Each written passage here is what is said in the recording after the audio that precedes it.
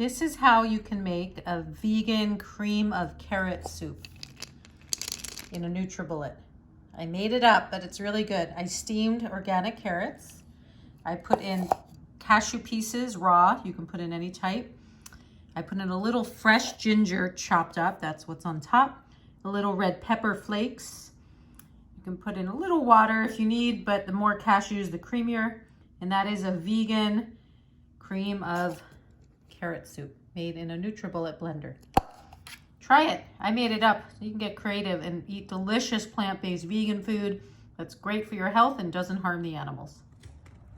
And the last step of the vegan soup, vegan cream soup, after the NutriBullet blends, you can either eat it raw, if you're a raw food vegan, right from the NutriBullet. It was just cashews, organic steamed carrots, and I put in some ginger, red pepper flakes. You can add in other spices, and I put in a little water base, and I'm gonna heat it so it's a vegan raw, sorry, not raw, it's gonna be heated as a vegan cream of carrot soup. If you just eat it cold, if you're in like warm summer climates or in a raw food vegan diet, you can eat it from that. Try it out and see what you think.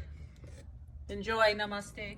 When your soup is heated, whether raw, cold, or heated, your carrot vegan soup, you can also add pumpkin seeds like this. I just put on top. Pumpkin seeds are really high protein, so it's great for vegans and vegetarians. You can put them on or mix them in. Enjoy.